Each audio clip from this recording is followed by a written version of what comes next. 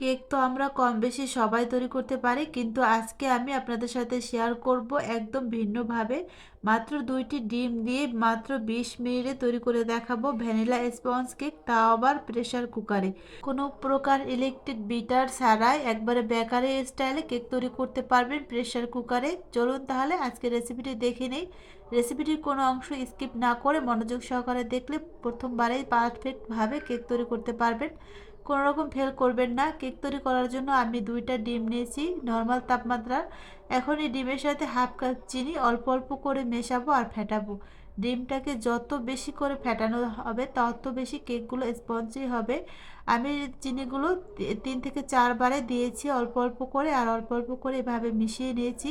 এক সময় দেখবেন মেশাতে মেশাতে একদম ফোম ক্রিয়েট হয়েছে, তখন বুঝতে হবে মেশানোটা হয়ে গেছে, চিনিটা পুরো সম্পূর্ণভাবে গলে গেছে। এই কাজটি করতে আমার প্রায় 10 মিনিটের মতো সময় লেগেছে, আর কেউ যদি ইলেকট্রিক বিটার দিয়ে করেন সেক্ষেত্রে 2 থেকে 3 মিনিটের মতো সময় লাগবে। আর এখন এর ভিতর দিয়ে দেব 2 টেবিল চামচ রান্নার রেগুলার তেল, আর দিচ্ছি 1 চিমটি লবণ, আর দিয়ে দেব সামান্য একটু ভ্যানিলা এসেন্স। এতে করে ভ্যানিলা ফ্লেভার ছড়াবে আর ডিমের কাঁচা গন্ধটা দূর করবে।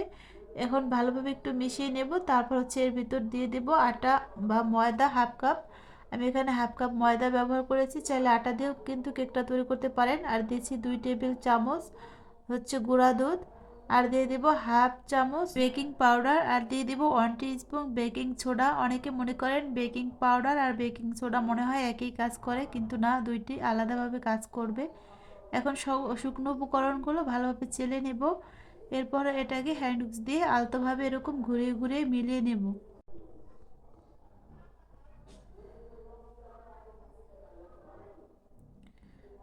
এটা মেশানো হয়ে গেছে, দেখুন এর ঘনত্ব হবে একদম এরকম। যে পাত্রে বেক করব সে পাত্রে হচ্ছে বেকিং পেপার দিয়ে তারপর কিছুটা তেল ব্রাশ করে নিয়েছি। এখন সম্পূর্ণ মিশ্রণটা ঢেলে দিব। ঢেলে এটাকে হালকা একটু ট্যাপ করে তারপর হচ্ছে বেক করে নেব। এভাবে কেক তৈরি করলে খুব অল্প সময়ে বেক করা যায়।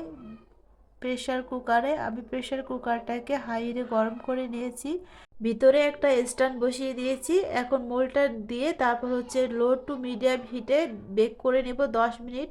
10 মিনিট পরে এর উপরে কিছু বাদাম দিয়ে দেব, ভাজা বাদাম। তারপর হচ্ছে চুলার হিটটা একদম লোতে রাখবো 10 মিনিট। টোটাল 20 মিনিটে কেকটা দেখবেন হয়ে যাবে। 20 মিনিট পরে এখন ঢাকনাটা তুলে দেখছি কীরকম হয়েছে। দেখুন মাশাল্লাহ একদমই কালার চলে আসছে উপর থেকে, একদমই বেকারির মতো লাগছে কেকটা। এখন উপর দিয়ে কিছুটা সুগার সিরাপ দিয়ে দিব যাতে উপরের দিকটা ড্রাই না হয়ে যায়। এভাবে ওভেন ছাড়া গ্যাসের চুলায় তৈরি করতে পারবেন একদমই বেকারি স্টাইলে স্পঞ্জ কেক। এই কেকটা তৈরি করতে টোটাল 20 মিনিটের মতো সময় লেগেছে। এখন কেকটাকে একটু হালকা ঠান্ডা করে মোল্ড আউট করে নেব। এর জন্য চারদিকে একটু সারিয়ে নেব প্রথমে।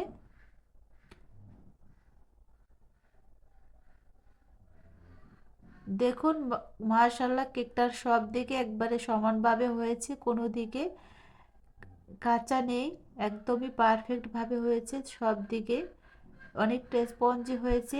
এভাবে খুব সহজে বাসায় তৈরি করতে পারবেন বেকারি স্টাইলের কেক। এখন আমি এটাকে ছোট ছোট পিসেস করে কেটে নেব।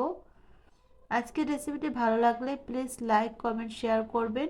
সবার কাছে অনুরোধ থাকবে যারা আমার চ্যানেলে নতুন তারা প্লিজ চ্যানেলটিকে সাবস্ক্রাইব করবেন, আর কেউ যদি ফেসবুক পেজ থেকে দেখে থাকেন তাহলে পেজটি ফলো দিয়ে রাখবেন। সবাই ভালো থাকবেন, দেখা হবে নতুন কোনো রেসিপি নিয়ে। সে পর্যন্ত সবাই ভালো থাকবেন, আল্লাহ হাফেজ।